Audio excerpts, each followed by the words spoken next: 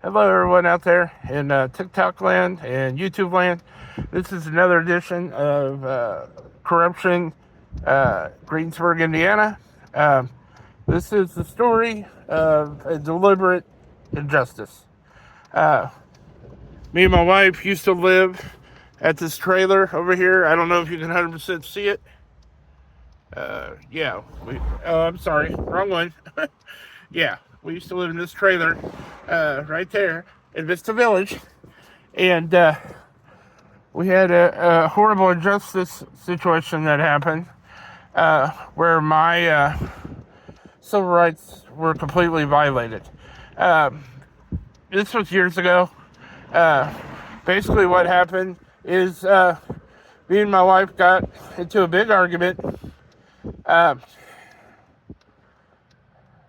and basically, I got frustrated and I slammed four glass plates, breaking them apart on the floor.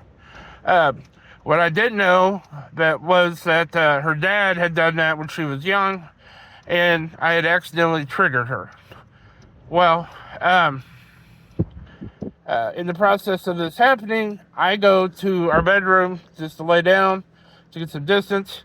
Someone had called the police, probably Terry Work, that lived across from us, because he would harass us all the time. And he was friendly with the cops, so they would let him get away with harassment. Um, Basically, the cops came out. They talked to my wife. Her knee looked worse than what it was because she picked up one of the sharp pieces of the plates that broke, and she started cutting into her knees because she used to be a cutter.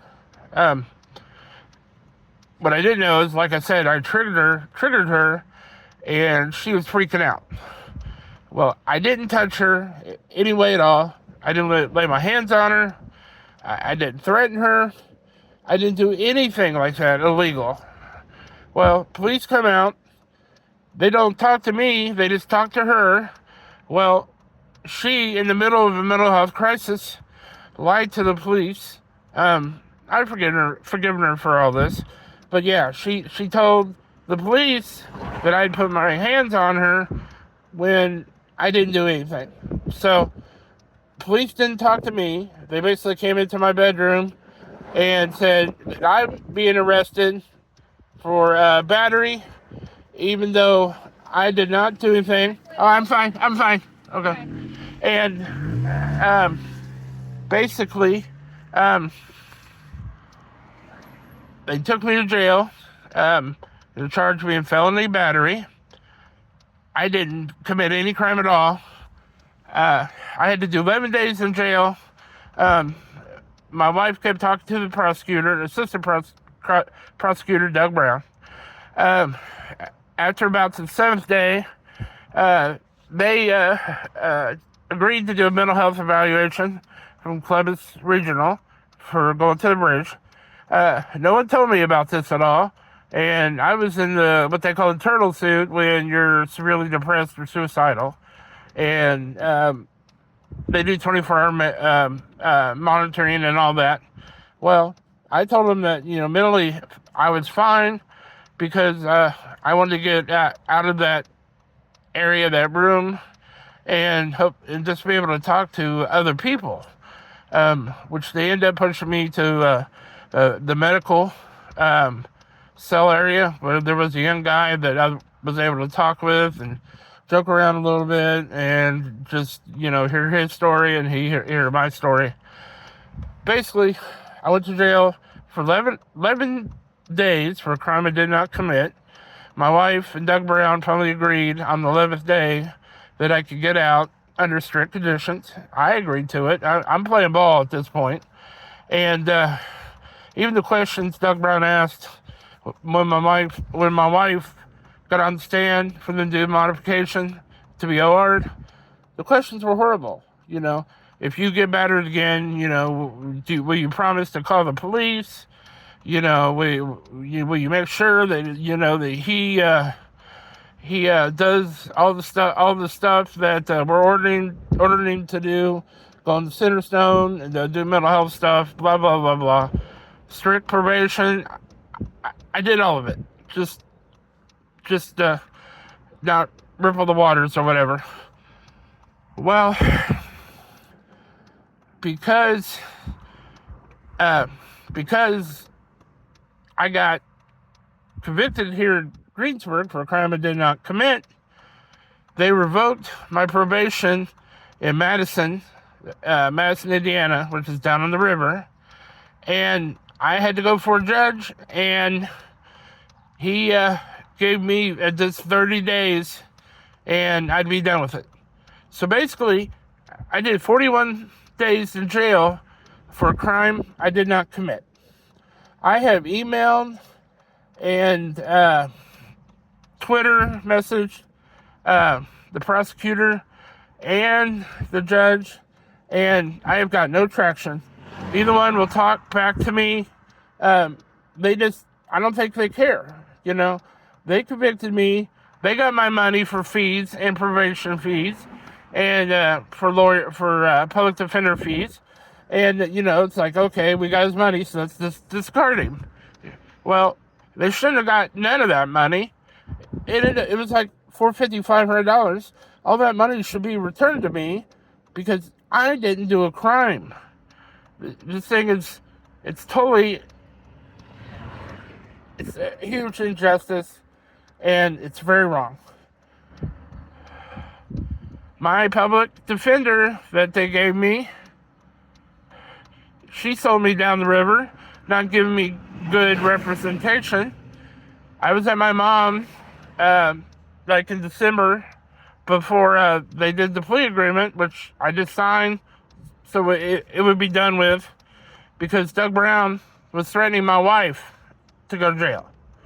So at that point, I was just kind of like, pardon my French, I was like, fuck it. I gotta do this to protect her.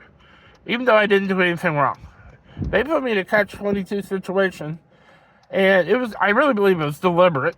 And, Doug Brown leveraged my wife getting arrested and in trouble. And, my stuff, going real bad. He leveraged it against her and me as part of it, doing the plea thing. And my public defender, she didn't do anything for me. Her whole thing in December before the plea was, you don't want people to know your business, do you? Because originally I wanted a jury trial. Because I would have testified that I didn't batter her or touch her. And she would have testified that I didn't touch her, that she just had a bad mental health episode.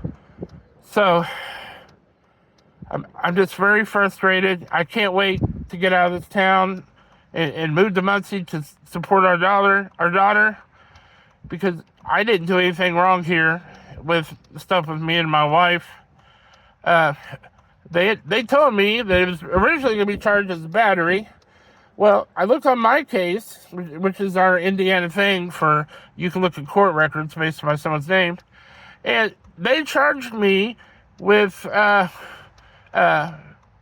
assault, battery in front of a minor. Our kids were not up when this stuff happened. The police literally woke up all three of our children. Well, my disabled child couldn't really talk much, but woke up our oldest son and our youngest, our daughter, and asked them if they'd heard or seen anything. And, you basically give them like 21 questions, and I guess they're using that as a bullshit reason for the assault and battery in front of a minor. I didn't do any assault and battery in a minor. I didn't do any assault and battery to my wife. So yeah, this is the corrupt justice system here. I really hope it gets fixed, but I don't think that they're going to fix it because they know that they fucked up. And if it does get fixed, or like a higher court, appellate or whatever, kills it, they know that I'll be able to sue the city, the county, the assistant prosecutor Doug Brown, and the judge. So, yeah, this is part of the corrupt Greensburg situation here. And honestly, if you can, don't ever come here. So, I just hope that someone sees this, will be motivated to call the prosecutor's office on my behalf and get the situation fixed. Thank you for watching and have a great day.